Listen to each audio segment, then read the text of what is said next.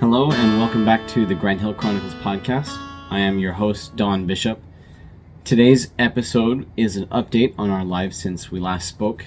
And this conversation with my wife occurred on the night of Monday, January 9th, 2023. It is now Saturday night of January in the same week as I edit this. And I'm dividing this conversation into two episodes because of wildly different topics. The first part, today's episode, is an update on our lives, what's been going on in our lives since the last episode. And the next episode is going to be kind of what's been developing on the writing and business side of things, hopefully business side of things. You'll hear that next time. But yeah, for this one, while you can read it in the newsletter or you can listen to it through the podcast, I do encourage you to watch it on YouTube. You can see some images on the YouTube video that obviously you can't hear, and I'm not going to include in the newsletter. I apologize for the audio issues throughout the episode. During this conversation, the microphone was too close to my phone, and you can hear some audio artifacts that occur from that. Now, a lesson learned for the future, right? And yeah, enjoy, and if you have any questions, send them to me and we'll talk later.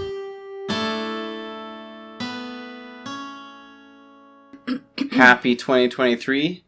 I'm Don and this is Lila, and we have a lot to talk about. You can consume this newsletter, first of all, you can consume this newsletter as an email, podcast, wherever you get your podcasts, or video on YouTube. First of all, what are we going to talk about? We should talk about us. What's been going on in our lives? What hasn't been going on? Yeah. So we moved across the country, and we've actually lived in this area before. We lived here, we bought a house here, and then work brought us across the country, opposite side of the country, spent a couple of years over there, come back, and we had our house here lent out on Airbnb. And when we came back, because of HOA reasons, we had our house under lease, under a 6-month lease, and it overlapped with our return to our own house. By about a month and a half, right? Yep. So we ourselves rented an Airbnb to stay for about a month and a half. And then the house reverted back to us, and we found out that our guests had been smoking in our house for the last 6 months. And not just smoking. Yeah. Like, smoking. Yeah, chain smoking, just evidently by the smell and the 130 some odd cigarette butts that Lila found in the all yard. All over the yard. And that's not including the ones we found in the ashtrays. Yeah, they smoked inside and out. It was in the house rules, it was forbidden, and it was in the lease that they signed. So it was definitely not allowed. And there was a residue. There was like tar on, on things. We had our cleaning team clean a lot, and then we went in there, and it was definitely not enough. And we ran an ozonator that releases ozone into the air to chemically break down odorous compounds, and that did not suffice. And Pardon we the yawning. used Zep Professional smoke whatever spray. Mm-hmm. We burned candles to try to cover it, and yeah. The cigarette smoke was not the only damage. They also broke a lot of things and made a lot of things go missing. They took a dining set, like the table and chairs, out onto the back patio and left them there. A wooden set of... Yeah, wooden, real wood, not a material board or anything, and left them on the back patio for months. On the East Coast, separate dining lots sets. Of rain. From 2 separate dining sets, so they ruined... Yeah, it was mixed. 2. Yeah, it was mixed. They ruined 2 dining sets. And a rug. They just left out and there. A rug. Yep. But it doesn't really matter if they left it out or not, because their dog chewed up all the corners of all the rugs. Anyway, so that's... Yeah. If you really want, you can ask us questions. send us questions at questions@thorn.link, and I'll answer questions. But not to get too much in the details, we suffered a loss, and so Airbnb advertises their air cover insurance, and so we have filed a claim, and it just takes time. It took us a lot of our time to file the claim because we had to document everything, like all these photos, providing descriptions, and that took a few weeks. Then when it was, sorry, I'm getting into all the details. So it takes time. It was very in depth. You had to document how long how long we'd had the item. Yeah, how much we paid for originally, how much it would cost to replace it. Just gobs of information. Very detailed. Like they had their adjusters come out. Oh yeah, so we got quotes, right?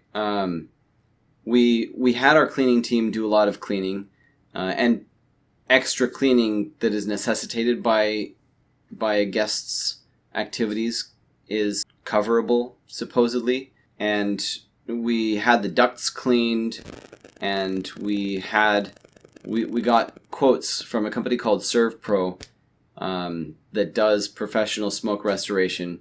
We got a quote for them to come and clean the contents of the house, like take all the stuff out of the house to their facility offsite and professionally clean all the stuff and bring it back. There's a quote for that, and that's $20,000. And a quote to clean the inside of the house itself, like the structure. with their special methods or whatever. Mm-hmm. But like cleaning all the walls and all that, that's $26,000. Like one room is a few thousand.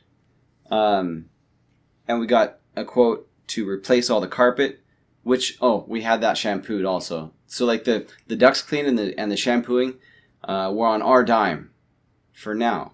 If Airbnb comes through, they're supposed to reimburse those expenses. So we'll see how it pans out. But we have a quote to replace the carpet and a quote to paint the interior of the house as well. So it's been eating a lot of our time for the past couple of months. It's now January. And this is all while we were living out of suitcases. The house came back to us in early October. August. It was 3 months ago when the house reverted back to us. Yeah. So when we were in an Airbnb ourselves, house came back to us, and with all this documentation that needed to be done, we went ahead and relocated ourselves back into our house, but we slept on a mattress on a floor, and we've lived out of suitcases in our own house because we can't move in unless we want all our stuff to smell like cigarettes. So while we're in this limbo and we can't move into our own house properly, we bought a new house. So we're moving. And we've been moving since July. July was when we started packing up to move across the country. We actually left in August. We left the West Coast and arrived here in August. And in September, we were moving into the Airbnb. In October, we were moving out of the Airbnb and into our own house. Well, but kind of, like, suitcases only. And this isn't counting that time I spent in Utah at my mom's house where we had to, I had to set up a whole little life there for a few weeks. Her late mother's house that she takes care of as a rental, which is not generating any income for her or her brothers. It's just their kind of level. Yeah.